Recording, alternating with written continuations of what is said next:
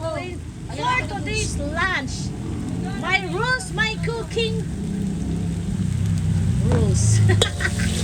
So na, nagigisa na ang anak ko. Ako ang videographer ngayon mga ka-supermom. Ginigisa na niya, sinasakot siya na niya ang sibuyas, bawang, at luya. O anong ibig sabihin na may luya? Hulaan nyo, tinolang manok. Sinigang daw. Tinolang manok na may itlog. Mother and daughter. Bono ako dyan. Mother and daughter, daughter and son. Daughter ka dyan. Daughter ka dyan. Naglaga ako ng itlog guys kasi ilalagyan ko yung tinola. Ay ng anak ko. Hindi ako ayaw na diwag. And of course, nilagyan na niya ng asin at paminta. Chicken egg. Yan. Para masarap na o maglalasa ng ating sibuyas, bawang at luya. And now, dahil sa putsado ng ating sibuyas, bawang at luya, mga ka-supermom, inihalo na ng anak ko ang isang buong chicken or almost 2 kilos siya, mga 1 kilo mahigit. Isang buong malaking manok. Kasi ano na naman kami kakain, kaya naman po. isang buong manok na lang. Dati, nung marami pa kami, 2 buong manok, halos 3 kilos mahigit. So ngayon, nakatipid na si Superman, isang buong manok na lang. And of course, lalagyan natin ng para mas masarap at para mas mabango ang ating tinola ay tanglad or lemongrass. Ayan na, nakasangkot siya ng ating manok. Maglagay na tayo ng kumukulong tubig na para mabilis na ang buhay natin sa pagluluto. Okay. Parang lilipad pa to Di mo man tinanggal yung Hindi tinanggal ni Richelle. Uy, tinisip pa si Ate Sel. O siya naglinis yun siya nagugas. Maninisip Ano, lalagyan ko ba tubig? Di asaso ko lang to.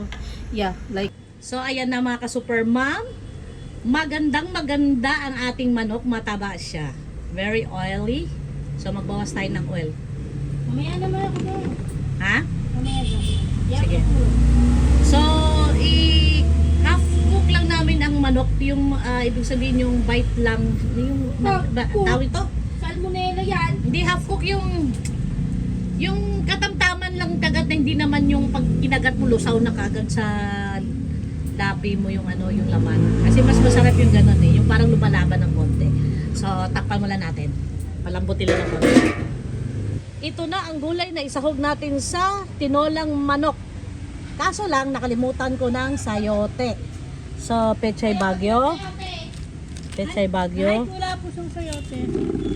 Harap pa rin po. Pechay Tagalog. At may konting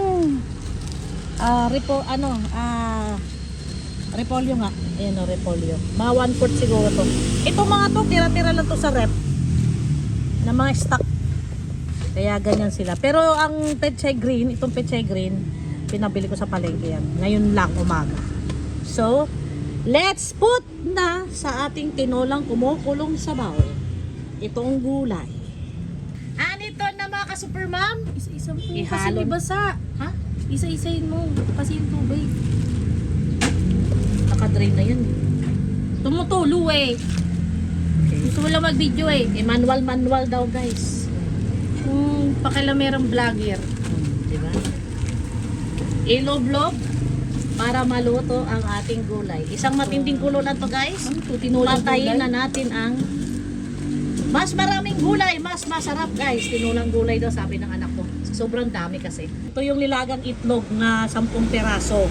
Kaya magkaroon ng itlog ang ating tinola. Ayan na mga ka-supermom, ready to eat na ang ating lunch. Tapos nang lutuin ng ating tinolang manok.